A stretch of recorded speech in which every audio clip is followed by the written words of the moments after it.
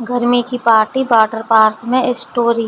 रमाकांत जी घर की पार्किंग से कार निकाल रहे थे, तभी केशव की मम्मी श्वेता ने जल्दी से कहा, श्वेता, केशव चलो जल्दी से कार में बैठो बेटा, धूप बहुत तेज है।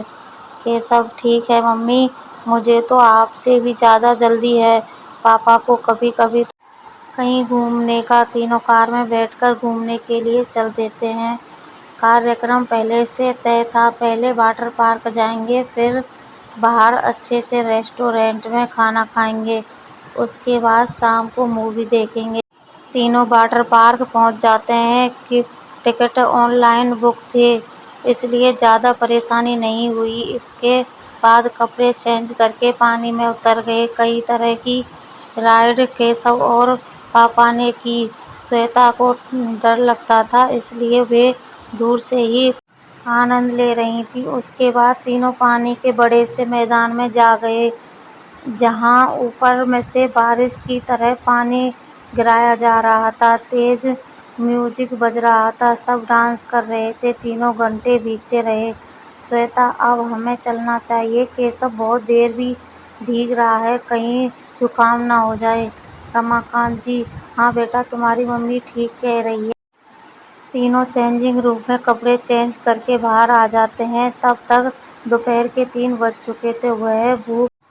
बहुत भूख लग रही थी। वे जल्दी से कार की ओर बढ़ जाते हैं। कार में बैठकर रेस्टोरेंट की ओर चल देते हैं। रास्ते में कार एक जगह जाम में फंस जाती है। कार की विंडो से केशव बाहर की ओर देख रहा था। वहां उसे कुछ बच्चे सड़क के किनारे बैठे दिखाई दिए, शायद भीख मांग रहे थे। केशव ने ध्यान से देखा तो पता चला पास ही में एक बर्गर चाट बेचने वाला ठेला लगाए खड़ा था। केशव ध्यान से उन बच्चों को देख रहा था। उसने देखा कि एक उसकी ही उम्र का बच्चा, जिसकी गोद में एक छोटी सी बच्ची थी, वह बार बार उस बच्ची को अपने हाथ बैठे बच्चे की गोद में लेकर उस ठेले वाले के पास जाकर खड़ा हो जाता है और चाट खा रहे लोगों से पैसे मांगने लगता है, लेकिन सब उसे भगा देते हैं। गर्मी में धूप में नंगे पैर वह तपती हुई जमीन पर एक पैर ऊपर करता, फिर दूसरा पैर ऊपर करता, इस तरह पैर बदल बदल कर पैरों को जलने से बचा रहा था।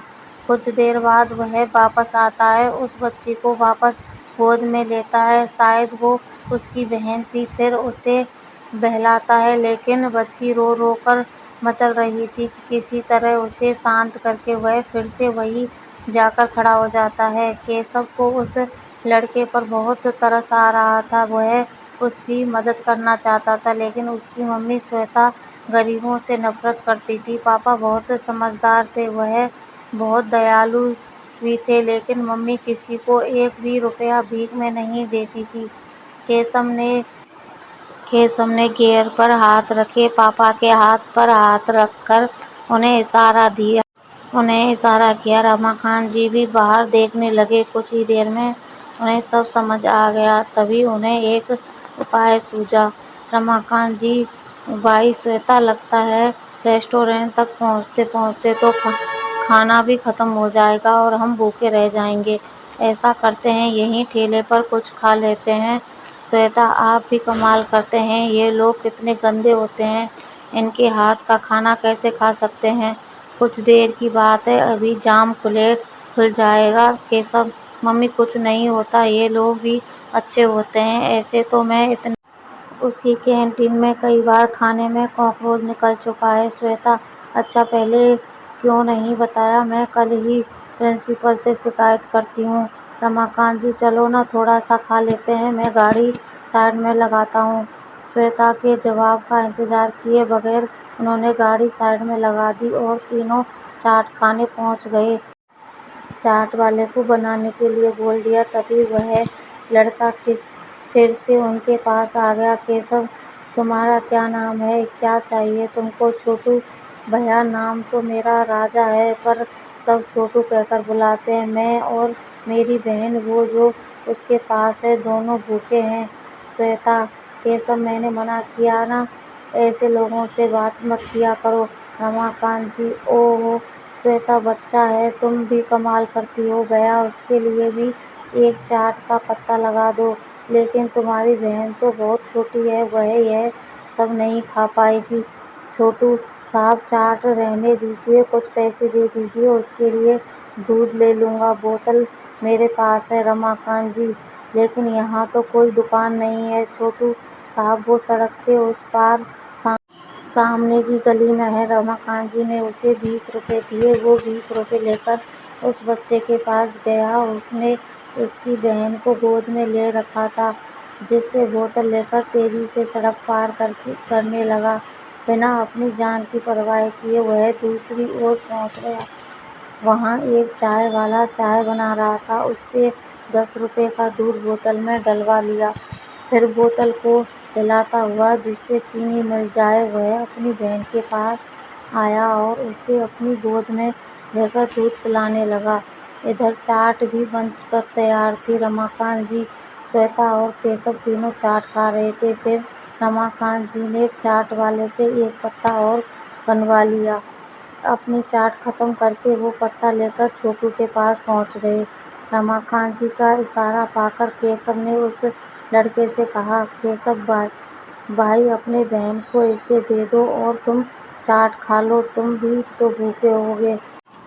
छोटू ने अपने साथ वाले लड़के से कहा, छोटू चल, आधा तू खा ले। भैया, मेरी बहन को संभालने के चक्कर में ये भी भीख नहीं मांग पाया।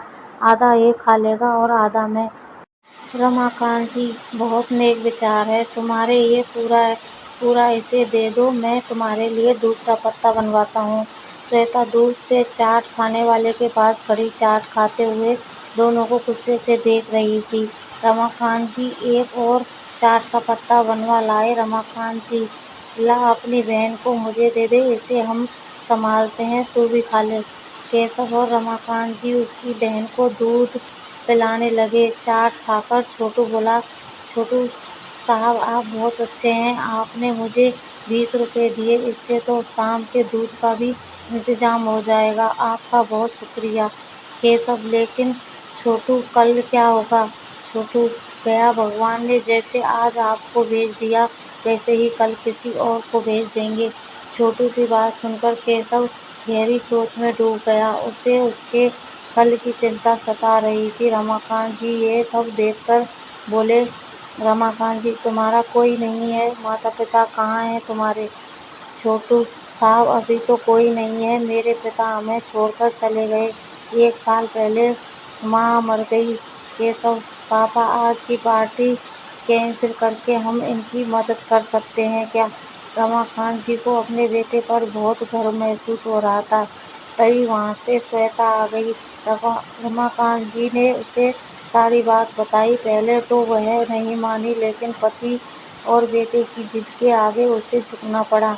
रमाकांत जी दोनों बच्चों और उसकी छोटी बच्ची को कार में बैठाकर मार्केट पहुंच गए। वहां उन्हें नए कपड़े दिलवाए, चप्पलें दिलवाईं।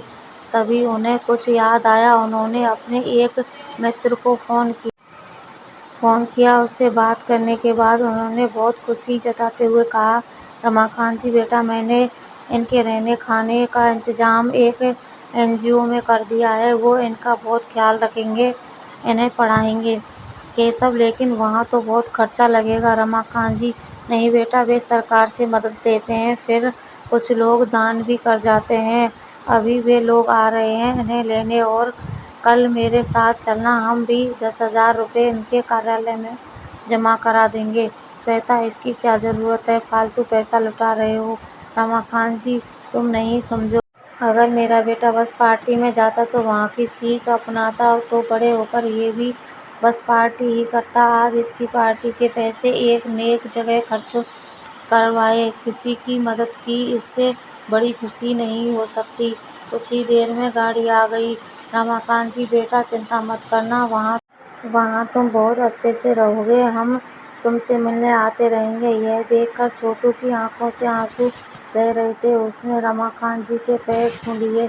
छोटू साहब, आप भगवान हैं, मेरी बहन की जिंदगी आपने बचा ली है। यह दिन पर दिन कमज़ोर होती जा रही थी। रमाकांत जी, मैंने सब इंतजाम कर दिया है, वहाँ तुम्हारा पूरा चेकअप होगा, पौष्टिक खाना और दूध मिलेगा। तीनों गाड़ी में बैठकर चले गए। श्वेता मुझे माफ़ कर दो, मैं गरीबों से नफ़रत करती थी, लेकिन मेरे बेटे और आपने मेरी आंखें खोल दी। आज से मैं भी सबकी मदद के लिए तैयार रहूँगी। रमाकांत जी, ये तो बहुत खुशी की बात है। चलो अब